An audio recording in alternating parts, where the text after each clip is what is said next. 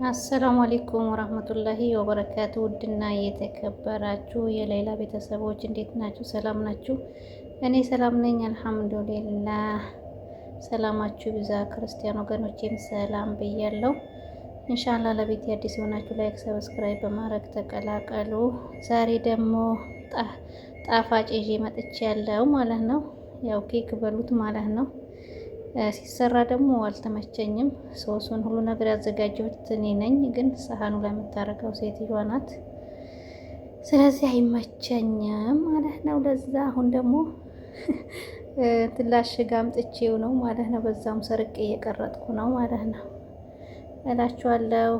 አሰራሩ ደግሞ ይሄ አዲው ብስኩት ነው ከስር ያለው ብስኩቱ በወተት ተነክሮ ከዛ በኋላ ሳህኑ ላይ እንትኑ ላይ ሲኒያው ላይ ከተደረገ በኋላ ላዩ ላይ ደግሞ ያው ሶስ አለው ማለት ነው። እሱም ደግሞ የነጭ የምታዩትን ለምሳሌ ለአንዱ እንትን ሲኒያ ማለት ነው 2 ክሬም ከረሜል፣ 2 ግሽጣ፣ 1 ብርጭቆ ወተት አርጌ ነው 6 ፍሬ ደግሞ እንትን ምንድን ነው የሚባለው አቦ ኬሪ ማለት ነው። ጅብን ኬሪ ማለት ነው አረጌ ነው አንድ ላይ። የሆነች ደግሞ ነጭ ነገር ወረቀት አለች ማለት ነው። ስሟን አቦ ረሳሁት አሁን ማለት ነው።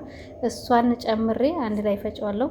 ለዚህኛ አሁን እሱ ነው ከስር ያለው ብስኩቱ መጀመሪያ በውሃ ተነክሮ ማለት ነው።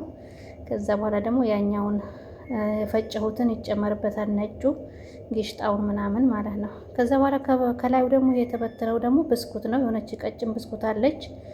እሷን በእጃችሁም ሆነ በምንም እሽት አርግታችሁ ላዩ ላይ ታረጉታላችሁ ማለት ነው።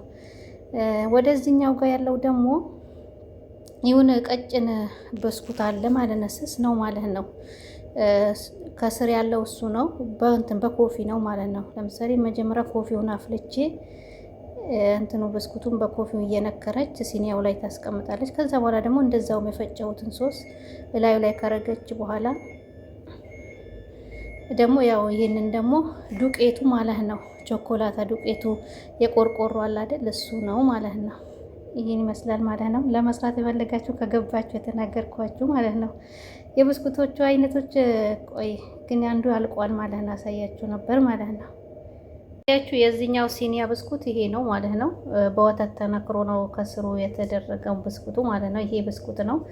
አንድ ደግሞ የምትጨመር ነገር አለች ያልኳቸው ይኸው እቺ ናት ማለት። በዚህ 1 ፍሬ በውስጡ ስንት ፍሬ እንደሆነ እንጂ አለ 1 ፍሬ ለምሳሌ እኔ ስፈጭ ለአንዱ ሲኒያ ማለት ነው። እሷን 1 ፍሬ ነው የምትጠቀሙ ማለት ነው።